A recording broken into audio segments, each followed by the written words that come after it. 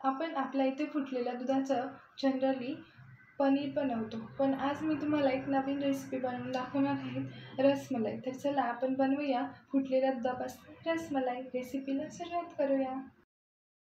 इथे मी एका कढईमध्ये दूध तापायला ठेवणार आहे।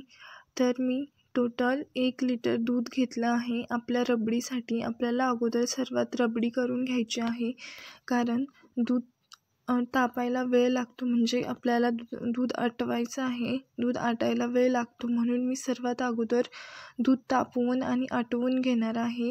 एका गॅसवरती मी दूध आटवायला ठेवणार आहे, दुसऱ्या गॅसवरती लगेच आपण रसगुल्ले करायला घेणार आहोत। मी यामध्ये 4 वेलच्या एका खलबत्त्याच्या मुसळीच्या सहाय्याने ठेचून घेत आहे आणि त्यानंतर मी या दुधामध्ये टाकणार आहे। वेलचीने खूप छान फ्लेवर येतो।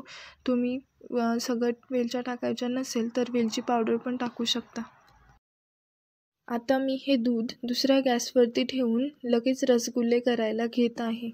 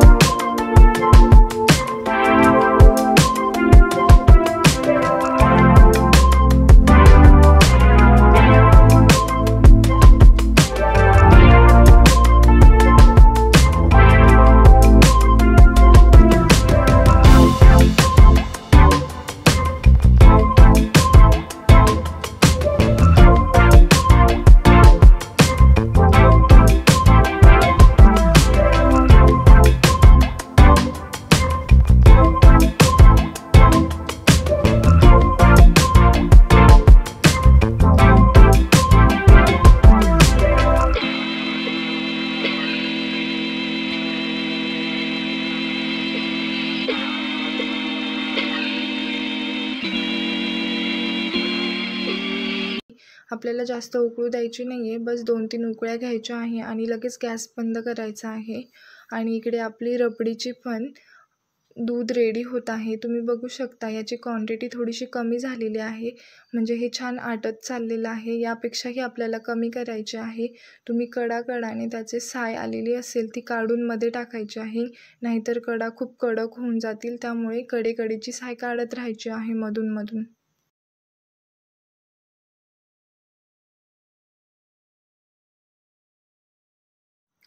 तुम्ही बघू शकता इथं माझे रसगुल्ल्यांचे सगळे बॉल रेडी झालेले आहेत आणि आता मी हे बॉल असे या चाचणीमध्ये सोडणार आहेत। तुम्ही पण असेच सेम याच पद्धतीने या चाचणीमध्ये आपले सगळे बॉल्स सोडायचे आहे। आता ते आपल्याला बॉल्स छान शिजू द्यायचे आहेत. त्यांना 5 ते 7 मिनिटे लागतात शिजायला. तोपर्यंत आपण आपली रबडी चेक करून घेऊया. रबडीची क्वांटिटी खूप रिड्यूस झाली आहे आणि आता आपल्याला त्यामध्ये एक फूड कलर मिक्स करायचा आहे. तुमच्याकडे जर केसर असेल तर तुम्ही केसर पण टाकू शकता.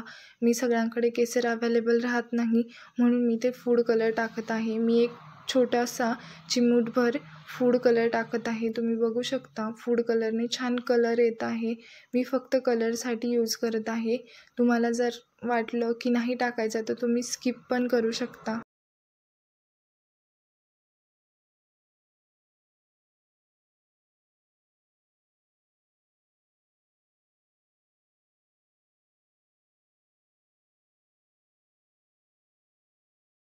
तुम्ही बघू शकता आपली रबडीची क्वांटिटी किती रिड्यूस झालेली आहे आणि आपली रबडी आता रेडी आहे. आणि तुम्ही बघू शकता आपले रसगुल्ले पण छान टम्म असे फुगलेले आहेत. त्यांच्या साईजच्या डबल झालेल्या आहेत ते. आपल्याला आणखी थोडा वेळ ते होऊन द्यायचे आहे 1 ते 2 मिनिट आणि लगेच आपल्याला ते एका प्लेटमध्ये काढून घ्यायचे आहेत. आता मी इथे आपल्या रबडीमध्ये साखर घालून घेत आहे. मी इथे अर्धी वाटी साखर घालून घेत आहे. मी ज्या वाटीने चाचणीची साखर मोजली होती त्याच वाटीने मी रबडीची पण साखर मोजत आहे. मी त्याच वाटीने अर्धी वाटी साखर घालून घेत आहे. हे एकदम परफेक्ट मेजरमेंट आहे. तुम्हाला जर जास्त गोड लागत असेल तर तुम्ही यापेक्षा जास्त पण साखर टाकू शकता. पण आमच्यासाठी इतकी सफिशियंट आहे म्हणून मी अर्धी वाटी साखर घालत आहे.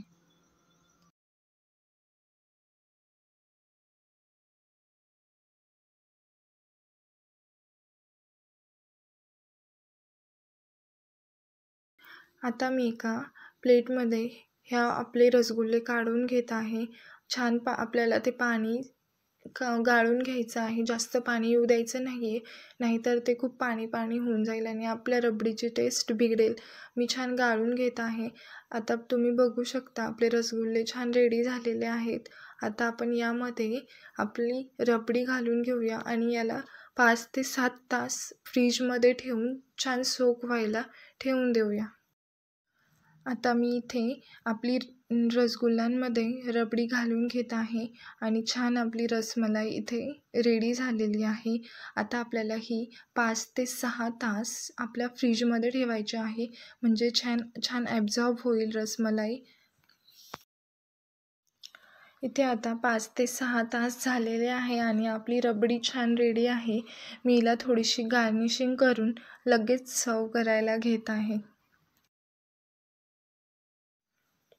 आता मी इथं एका प्लेटमध्ये आपली रसमलाई सर्व करून घेत आहे. तुम्ही पण याच पद्धतीने रबडी बनवून त्यामध्ये रसमलाई टाकून छान सगळ्यांना सर्व करू शकता. मी यावरती थोडे काजू आणि बदामाचे क्रश घालत आहे जेणेकरून आपली आणखीन छान रबडीची टेस्ट लागेल. तर तुम्ही पण नक्की ट्राय करून बघा घरी एकदा. तर आजचा व्हिडिओ तुम्हाला कसा वाटला नक्की कमेंटमध्ये सांगा आणि जास्तीत जास्त शेअर करा, कमेंट करा आणि सबस्क्राईब पण करा चॅनलला.